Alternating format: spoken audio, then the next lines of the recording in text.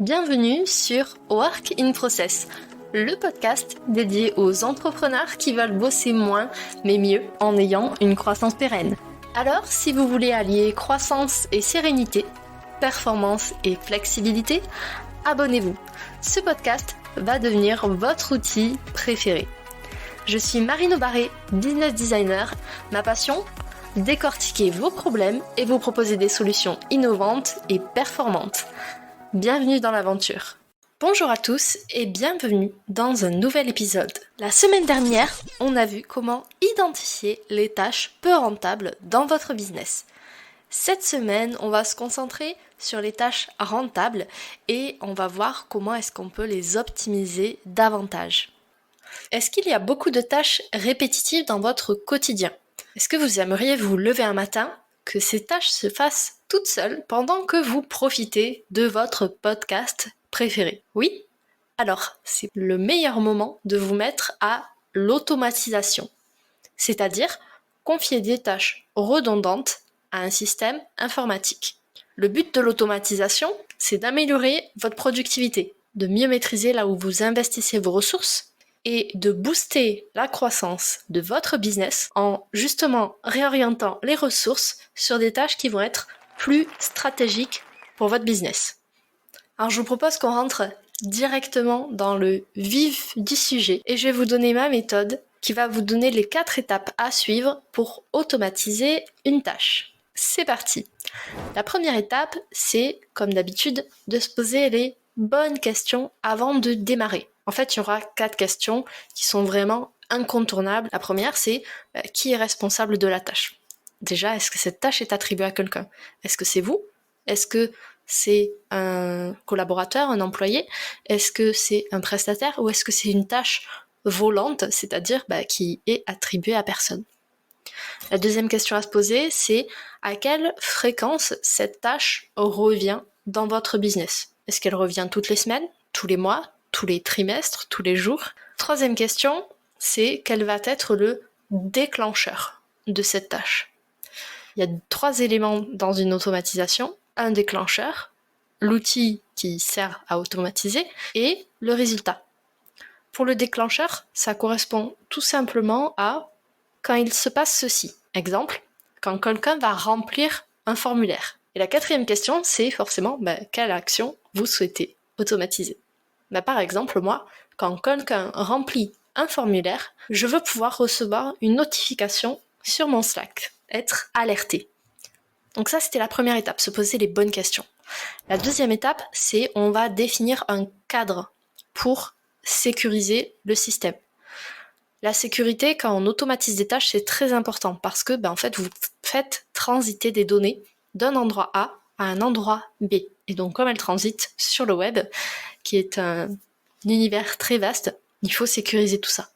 Donc, pour définir un cadre, vous allez devoir choisir qui va s'occuper de vérifier, de maintenir cette automatisation. Encore une fois, est-ce que c'est vous ? Est-ce que c'est un prestataire ? Un de vos collaborateurs ? Et surtout, cette personne va devoir vérifier le bon fonctionnement de l'automatisation à quelle fréquence ? Tous les jours, toutes les semaines, tous les mois, tous les trimestres, etc. Ce que je vous recommande, c'est aussi de prévoir des périodes d'audit, c'est-à-dire des moments où vous allez faire le point sur tout un système. Du coup, à quelle fréquence vous allez faire cet audit ? Est-ce que ça va être tous les trimestres, tous les semestres, tous les ans ? Essayez de ne pas prendre une période trop longue, parce que s'il y a un problème, c'est mieux de le détecter au plus tôt. Le dernier élément du cadre qui va venir sécuriser votre système, c'est est-ce que, côté automatisation, vous voulez modulariser, c'est-à-dire automatiser des tâches élémentaires, comme l'exemple que je vous ai donné juste avant, ou est-ce que vous voulez automatiser de façon plus complexe, c'est-à-dire automatiser des processus complets.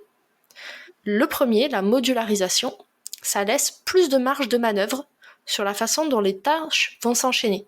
Donc si vous modifiez par exemple vos process de travail, c'est beaucoup plus simple finalement et beaucoup plus maintenable et rectifiable en cas de problème, en cas de modification si vous modularisez. Donc ça c'était la deuxième étape de ma méthode, définir un cadre pour sécuriser le système. La troisième étape, c'est de penser aux exceptions pour gagner en flexibilité. Là, sur les 2 premières étapes, on a pensé aux généralités, mais il y a toujours des exceptions, croyez-en mon expérience. Une automatisation va fonctionner dans la majorité des cas. Mais pour les cas un petit peu spécifiques, comment est-ce que vous allez faire ? Je vous donne 2 pistes. Première piste, c'est d'intégrer des vérifications, des validations manuelles au sein de votre automatisation. Deuxième piste, pour gagner en flexibilité, c'est de prévoir des champs libres pour les informations qui ne vont pas rentrer dans les cases. Moi, souvent, je prévois toujours une section qui va s'appeler Notes. C'est un petit peu comme le vide-poche que vous avez à l'entrée de chez vous pour mettre vos clés. Il faut toujours prévoir cet espace, sinon les choses traînent et on peut louper des infos importantes. Et enfin, 4e étape de ma méthode, c'est de choisir les bons outils pour gagner du temps. Donc, parmi les outils les plus connus pour automatiser des tâches, vous allez bien évidemment retrouver Zapier, Make, Automate.io et Ift. Ce que je vous recommande, si vous faites des automatisations simples, c'est-à-dire modulaires, passez plutôt par des outils comme Zapier. Il y a beaucoup de scénarios qui existent déjà et probablement ce que vous voulez faire a déjà été fait par quelqu'un d'autre. Donc vous n'avez plus qu'à le copier-coller. Par contre, si vous voulez créer des scénarios d'automatisation, des choses beaucoup plus complexes, là dans ce cas, il faut aller vers un outil plutôt comme Make. Côté outils, pensez aussi que la plupart des outils digitaux qui existent vont avoir des intégrations natives, c'est-à-dire des liens qui sont déjà faits avec d'autres outils digitaux. Par exemple, si vous utilisez l'outil de planification de rendez-vous qui s'appelle Calendly, il y a une intégration native, donc il y a une connexion à Slack où vous pouvez utiliser cette intégration native pour programmer, comme je vous le disais tout à l'heure, quand quelqu'un réserve un rendez-vous, remplit un formulaire sur Calendly, je suis automatiquement notifié sur Slack. Tous les liens des outils que j'ai cités seront bien évidemment mis dans la description de cet épisode. Voilà, aujourd'hui on a vu les 4 étapes à suivre pour automatiser une tâche de façon efficace et sécurisée. On a vu d'abord qu'il fallait se poser les bonnes questions avant de démarrer, c'est-à-dire définir tous les éléments propre à l'automatisation. Dans un second temps, on a vu comment définir un cadre pour sécuriser notre système et se lancer dans l'automatisation sereinement. La 3e étape, c'était de penser aussi aux exceptions qui peuvent arriver pour gagner en flexibilité dans notre automatisation. Et enfin, on a vu quelques exemples de bons outils pour automatiser et donc pour gagner du temps. J'espère que cet épisode vous a plu. N'hésitez pas à réagir directement sur le post LinkedIn qui se trouve en description de cet épisode. J'attends vos retours pour discuter avec vous sur votre rapport à l'automatisation et surtout pour savoir ce que vous pensez du podcast. Voilà, cet épisode est maintenant terminé. Merci pour votre écoute. Je vous souhaite à tous une belle journée, soirée et à très bientôt dans le podcast. Bye! Cet épisode t'a plu ?